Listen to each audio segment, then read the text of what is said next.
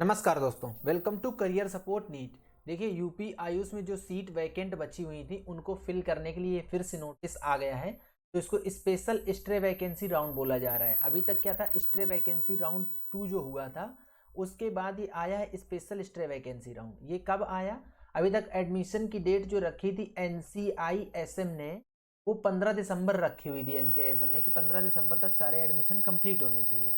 But NCISM ने इस notice को एक्सटेंड करके 31 दिसंबर कर दिया कि अब लास्ट डेट जो है वो 31 दिसंबर 2024 रखी गई, एडमिशन की लास्ट डेट।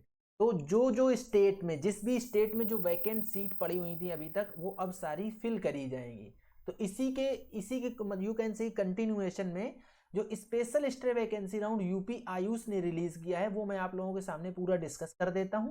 तो आप लोगों को ये आइडिया लग जाएगा कि क्या होने वाला है। इसमें एक चीज अच्छी है कि इसमें फ्रेश रजिस्ट्रेशन परमिट करे गए हैं। जहां तक मेरा आइडिया लग रहा था कि ऑलरेडी इतने रजिस्टर्ड बच्चे हैं जो कि सीट बहुत कम है और बच्चे बहुत ज़्यादा रजिस्टर्ड हैं, तो शायद ऐसा हो कि फ्रेश रजिस्ट्रेशन ना परमिट करें। बट फ्रेश रजिस्ट्रेशन परमिट कर दिए गए हैं, ये बहुत अच्छी बात है। तो इससे कुछ उन बच्चों को फ़ायदा मिलेगा जिन बच्चों ने अभी तक रजिस्ट्रेशन नहीं कर पाया था।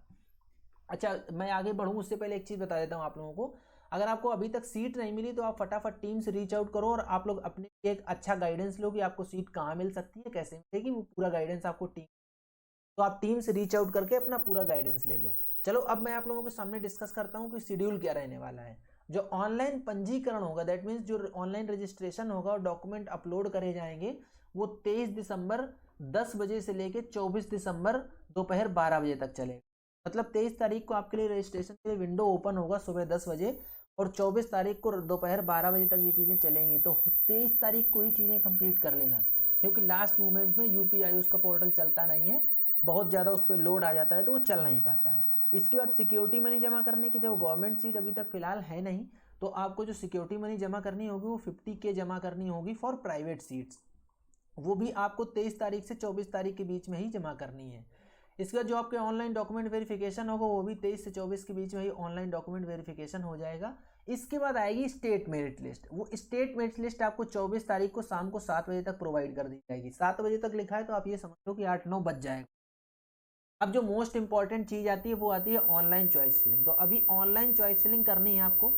मैं फिर से बता रहा हूँ कि जो सीट्स हैं वो बहुत ही कम सीट बची हुई है यूपी में, लेकिन अभी क्या है कि जो साइट अपडेट नहीं थी इसलिए कुछ कंफर्मेशन नहीं हो पाया कि लगभग कितनी सीट खाली है। जो जो इन लोगों ने लास्ट टाइम जो साइट अपडेट करी थी उसी से डेटा पता चल पा रहा है, तो वो एक्यूरेट डेटा नहीं है। एक्यूरेट डेटा तो अब इसके बाद ही पता चल पाएगा। जो आपकी चॉइस फिलिंग स्टार्ट होगी वो 24 दिसंबर से 26 दिसंबर के बीच में चॉइस फिलिंग स्टार्ट हो जाएगी। 24 दिसंबर को जब शाम को 7-8 बजे स्टेट मेरिट लिस्ट आ जाएगी, उसके बाद आप चॉइस फिलिंग के लिए विंडो ओपन हो जाएगा और 26 दिसंबर को आप दोपहर 1 बजे तक अपनी चॉइस फिलिंग कर सकते हो। तो दोपहर 1 बजे का वेट मत करना, 25 तारीख को ही निपटा देना। इसके बाद जो अनंतिम सीट आवंटन, जो प्रोविजनल अलोकेशन आएगा वो 26 तारीख को ही शाम तक आ जाएगा। और नोडल सेंटर पे फिर आपको डॉक्यूमेंट वेरीफाई कराने जाना पड़ेगा। अगर आपको सीट मिल जाती है तो सीट मिलेगी तो आपको नोडल सेंटर पे सुबह 28 तारीख को, 28 दिसंबर को सुबह 10 बजे पहुंच जाना है, तो आपका डॉक्यूमेंट वेरिफिकेशन हो जाएगा। अभी क्या है, लास्ट मोमेंट चल रहा है तो इतनी ज़्यादा सीट है नहीं, तो नोडल सेंटर पे ज़्यादा भीड़ होती नहीं। आप लोग आराम से 10 बजे जाओगे तो 1 बजे तक आप लोग सब खत्म, आपका मतलब डॉक्यूमेंट वेरिफिकेशन हो जाएगा और सब चीज़ें हो जाएंगी। इसके बाद बात आती है, आप आवंटन पत्र डाउनलोड कर सकते हो वहीं से 28 दिसंबर से 30 दिसंबर के बीच में अपना डॉक्यूमेंट, जो आपको अलॉटमेंट लेटर है वो डाउनलोड कर सकते हो। तो ये पूरा डेट वाइज शेड्यूल था। अब इसके लिए कौन कौन एलिजिबल है वो बता देता हूँ। जिन लोगों ने first round, second round, third round stay vacancy 1, stay vacancy 2 की काउंसलिंग में रजिस्ट्रेशन नहीं कराया था, वो लोग 2,000 रुपये दे करके और सिक्योरिटी मनी जमा करके इसमें रजिस्ट्रेशन करवा सकते हैं। जिन लोगों ने स्टे वैकेंसी 1, स्टे वैकेंसी 2 में 1,000 रुपया जमा करा के प्रतिभाग किया था और उन्हें सीट नहीं मिली है, उनको सीधे चॉइस फिलिंग करनी है। अब उनको और कुछ नहीं करना है, मतलब सॉरी जो स्टे वैकेंसी 1, स्टे वैकेंसी 2 में रजिस्ट्रेशन कर चुके हैं उनको सीट नहीं मिली है तो उनको 1,000 रुपये कुछ नहीं पे करना है। मतलब सीधा चॉइस फिलिंग करो आप और आपको बाकी कुछ नहीं करना है। इसके बाद आता है जो first round, second round, third round में सम्मिलित हुए थे, जिन्हें फर्स्ट सेकेंड थर्ड राउंड से कोई सीट नहीं मिली थी और वो यदि वो स्पेशल स्टे वैकेंसी राउंड में पार्टिसिपेट करना चाह रहे हैं, देखो मैं सिंपल बताता हूँ। जैसे आपने फर्स्ट सेकेंड थर्ड राउंड में रजिस्ट्रेशन किया, आपको सीट नहीं मिली, फिर आपने जो स्ट्रे वैकेंसी राउंड 1 और स्ट्रे वैकेंसी राउंड 2 हुआ उसमें आपने पार्टिसिपेट नहीं किया, लेकिन आप स्पेशल स्ट्रे वैकेंसी राउंड में पार्टिसिपेट करना चाह रहे हो, तो आप 1000 रुपये पे कर दो और इसके बाद आप स्पेशल स्ट्रे वैकेंसी राउंड में पार्टिसिपेट कर सकते हो। ठीक है, अब आगे का चलो देखते हैं कि आगे क्या सीन है। अब जो आप इसमें रजिस्ट्रेशन अमाउंट पे करोगे वो नॉन रिफंडेबल रहेगा, लेकिन जो आप धरोहर धनराशि जो सिक्योरिटी मनी पे करोगे वो आपकी रिफंडेबल रहेगी। जिन बच्चों को AA CCC ने इन एलिजिबल डिक्लेयर कर दिया है वो लोग इसमें इन एलिजिबल ही रहेंगे। जो स्पेशल स्ट्रे वैकेंसी राउंड हो रहा है इसमें रीसफलिंग नहीं होगी, जो सीट आपको मिल गई वो सीट मिल गई, आगे आप अपग्रेडेशन या कुछ नहीं कर सकते हो। First round, second round, third round, stray vacancy round 1, stray vacancy round 2 में प्रवेशित अभ्यर्थी स्पेशल स्ट्रे वैकेंसी राउंड में पार्टिसिपेट नहीं कर सकते। ठीक है, नेक्स्ट क्या, जो आपका नोडल सेंटर रहेगा वो रहेगा लखनऊ में, हैनीमैन चौराहा है, ये homeopathic medical college and hospital Hahnemann चौराहा विराजखंड गोमती नगर लखनऊ में है। वहां पे आपको अपने डॉक्यूमेंट वेरिफिकेशन करवाने हैं।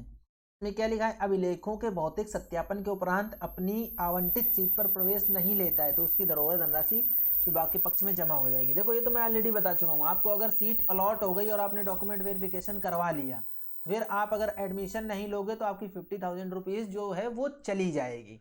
ठीक है,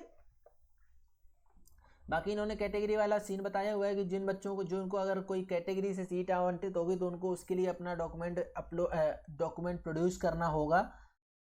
और जो श्रेणी, जो रिजर्व कैटेगरी की सीट्स हैं, जो भी रिजर्व कैटेगरी की सीट रहेंगी अगर वो रिक्त रहती है तो उन्हें संबंधित उसी के कैटेगरी में अपडेट कर दिया जाएगा। यू कैन से कि जो कन्वर्जन का सीट है वो ब्रोचर में आप लोग एक बार देख लीजिए, उसी के हिसाब से सीट कन्वर्जन लगेगा।